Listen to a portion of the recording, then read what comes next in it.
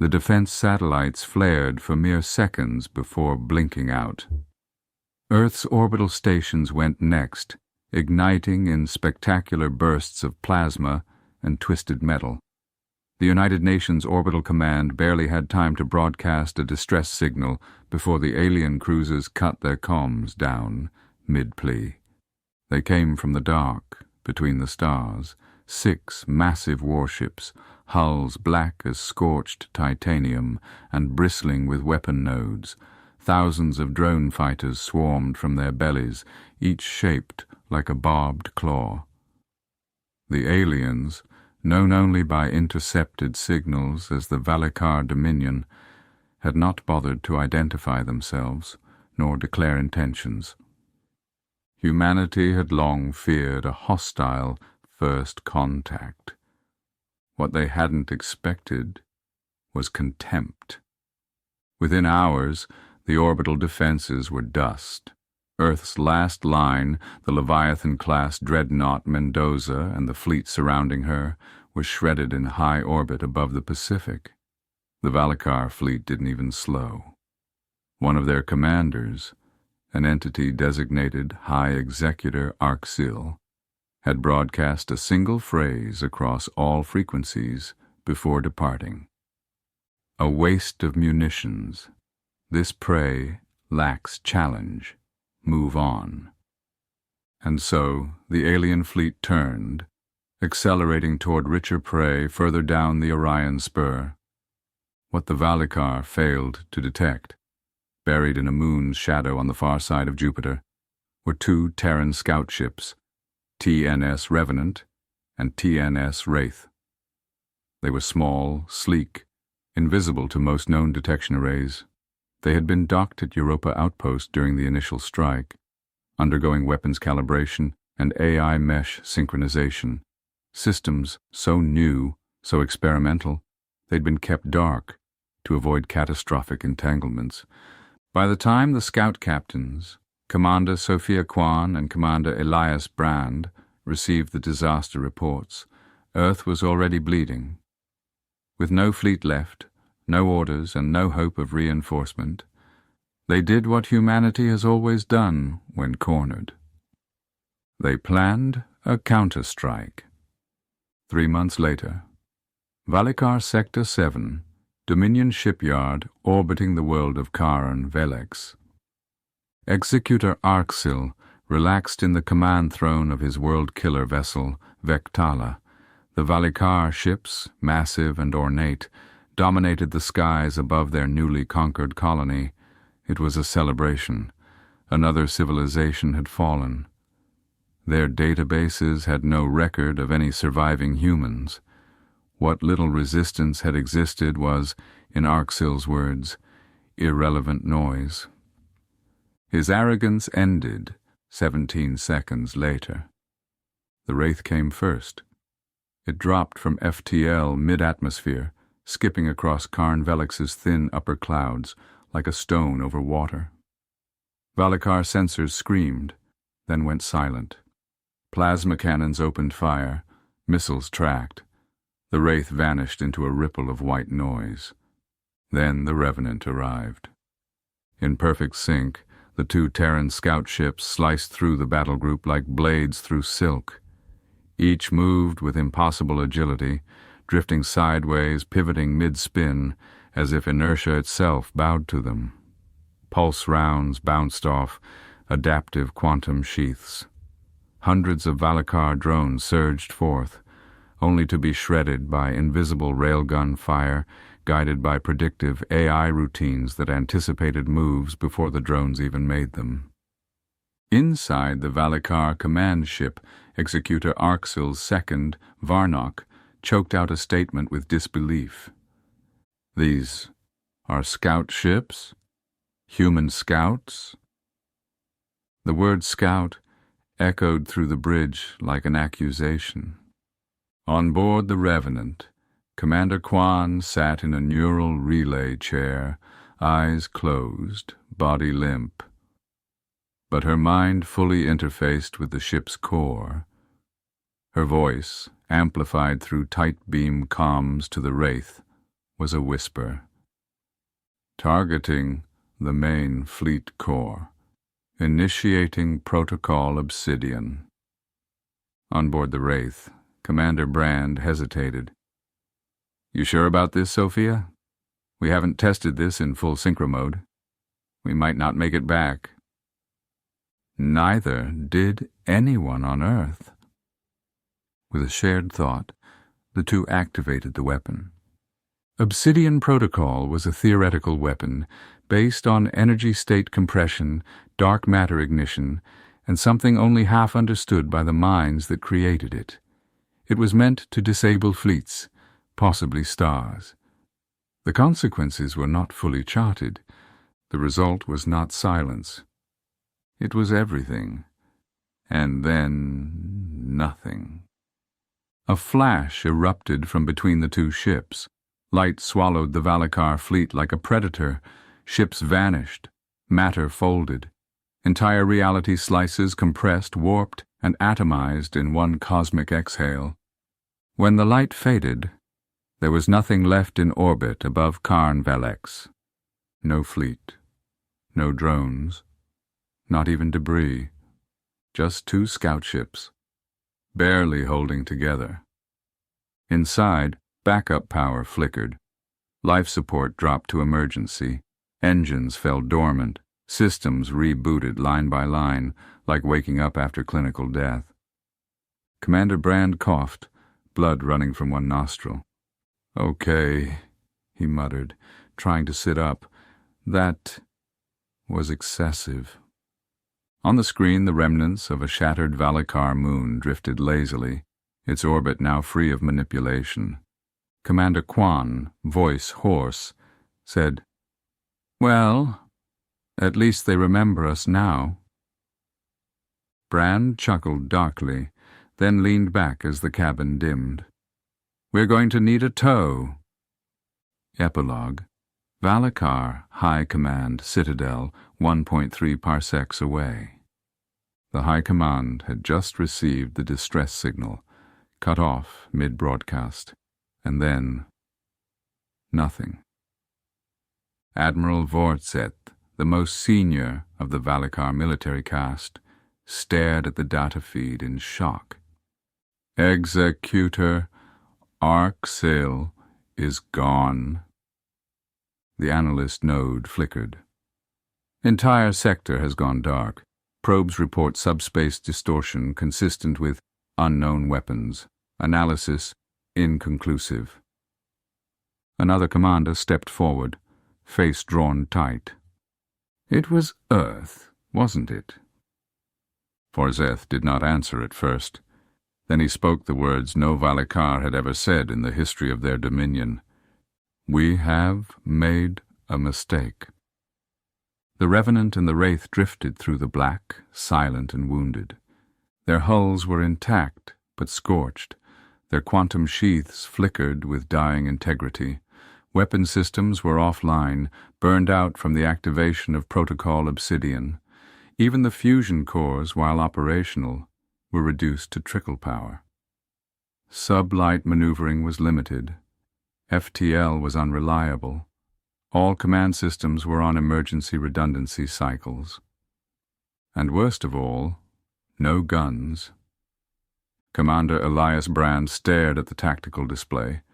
It was a mosaic of red X's where weapons should be. Railguns spent, laser arrays shorted. The spinal mount, their big stick, had collapsed into itself after being used as an energy feed for Obsidian. They were unarmed. He tapped the comm. Quan, you still alive over there? A moment passed, then static cleared. Just barely, Commander Sophia Quan replied, her voice thin but steady. How bad? We're flying bricks. Bricks with attitude, but still bricks. FTL? Brand glanced at the core diagnostics. We'll get one jump, 2, maximum, then we're crawling the rest of the way. Quan gave a dry chuckle. Well, Earth was always a fixer-upper kind of species. Their course took them through the Cinder Path, a stellar wasteland left behind by ancient wars older than human language, burnt-out stars, ghost stations, and rumors of scavenger fleets that preyed on the desperate. Without weapons, Brand and Quan had to think like hunters while pretending to be prey. They masked their heat signatures, traveling dark and slow. Occasionally they latched onto rogue asteroids, allowing the natural drift to carry them closer to the next FTL recharge point. It was during the drift through Vector 41 core, a dust belt haunted by sensor ghosts, that they picked up the first trace of another ship. A Karnathi raider, jagged and bloated with reconfigured mining claws, moved in to intercept. Quan flipped on a decoy buoy loaded with false signals and let it drift past a radiation vent. The Karnathi ship took the bait, opening fire on what it assumed was the weakened Terran vessel. A gravitic mine, jettisoned silently from the Wraith's side panel, detonated underneath it, flipping the Karnathi over and slamming it into an iron-rich asteroid. They had exactly 2 of those mines left. Brand exhaled. That was mine number 2. Remind me not to bluff unless we have to. Quan replied, That's the trick to revenge, Elias. Survive after you've had it. Word of the Valikar's annihilation spread quickly. Alien listening posts across fringe territories began to cross-reference hyperspace distortions with intercepted human signals. Fear grew among old empires. Observers from species that once mocked Earth's primitive military watched from afar. Satellites turned, listening arrays recalibrated. Humanity, once ignored as barely spacefaring, had become the subject of hushed meetings and intelligence briefings. The message was simple. 2 human ships destroyed a fleet. No empire wanted to be next. When Brand and Quan passed through Gorali space, the once hostile biofleets merely observed. Glowing clusters of living cruisers followed them at a distance, scanning but never engaging. We've gone from prey, Quan noted, to question mark. They're probably wondering what the rest of our fleet looks like, Brand said with a grin. They'd laugh if they knew it was just us. Let 'em. Let mystery be our armor. Crossing into neutral space near the Veskari Drift, the Terrans encountered a station known as Ravelock's End, a black market pit stop on the edge of legitimacy. Old friends, older enemies.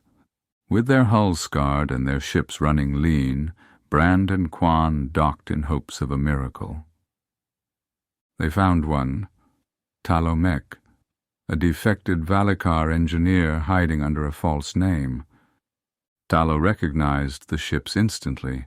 Instead of sounding the alarm, he offered help. Executor Arksil was a fool. You destroyed him. I wish to live. That means helping you.